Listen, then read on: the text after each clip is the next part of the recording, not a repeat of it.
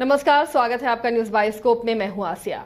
मुख्यमंत्री नीतीश कुमार ने नवादा में ककुलत जलप्रपात में पर्यटकीय सुविधाओं का लोकार्पण किया। ककुलत जलप्रपात को पर्यटन हितैषी और आधुनिक सुविधाओं से युक्त करना सीएम का ड्रीम प्रोजेक्ट माना जाता है। नई सुविधाओं के बाद ककुलत के मुख्य झरने के कुंड को भी आकर्षक बनाया गया है। यहाँ आकर्षक रेलिंग, सुंदर सीढ़ियां, सेल्फी पॉइंट और आकर्षक मुख्य द्वार बनाए गए हैं।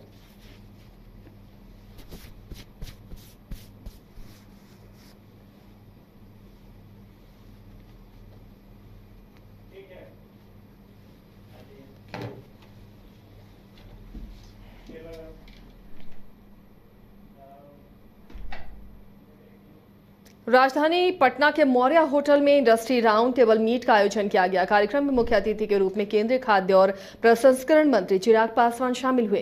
बैठक का उद्देश्य राज्य में फूड प्रोसेसिंग के संभावित अवसरों को निखारना और बढ़ाना है। बैठक में बिहार के कई उद्यमी भी शामिल हैं, जिनके साथ वर्ल्ड फूड इंडिया 2024 से संबंधित विषयों पर चर्चा हो रही है। बैठक में शामिल केंद्रीय मंत्री चिराग पासवान ने कहा कि उद्यमियों के साथ बैठक हुई और विभाग और मंत्रालय के बीच की दूरियां कम हुई, इसी वजह से बैठक बुलाई जाती है।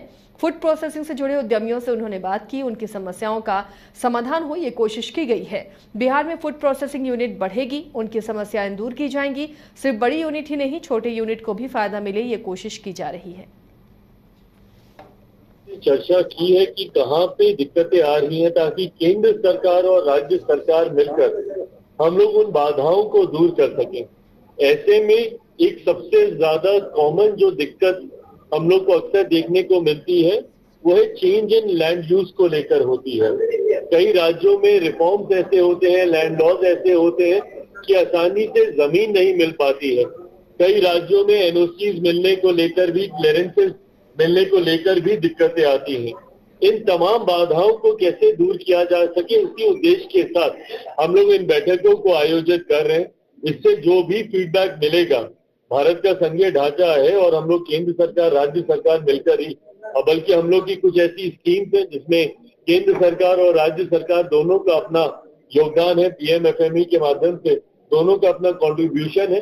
तो ऐसे में इन तमाम जानकारियों को लेकर जो भी समस्या है उसको राज्य सरकार के साथ मिलकर उसको जल्द दूर किया जा सकेगा, ताकि आने वाले दिनों में इस उद्योग को ज्यादा बढ़ावा हम लोग अपने राज्य में दे सकें। देखिए, राहुल गांधी के ईडी वाले बयान पर सियासत तूफान पर है। विपक्ष का कहना है कि राहुल गांधी डरने वाले नहीं हैं, वहीं सत्ता पक्ष का कहना है कि राहुल गांधी झूठे हैं।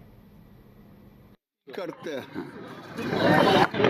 ईडी की रेड हो सकती है, उनके घर पे बात हुई है ईडी वालों से, उनकी सरकार रेड कराएगी। वो झूठ का खेती करते हैं और नैरेटिव झूठ का करते हैं।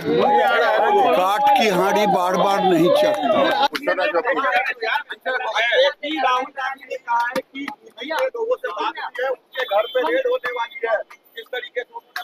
अरे भाई, तो जो भी विपक्ष में राजनीति कर रहा है तो सीबीआई से कहाँ कोई है, तो जितना कराना है कराए, लेकिन कांग्रेस की आवाज को ये सरकार दबा नहीं सकती।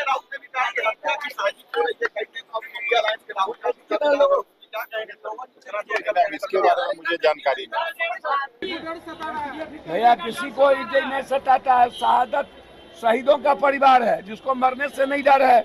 राहुल गांधी को कोई डरा सकता है, लेकिन जो हालात है ईडी के, चूज एंड बाइफर्केशन, और जिस तरीके से आप कर रहे हो, बिहार में बहुत सारे पदाधिकारी पर ईडी का केस है, जो बड़े बड़े पदों पर सेक्रेटरी बैठे हुए हैं, 2-3।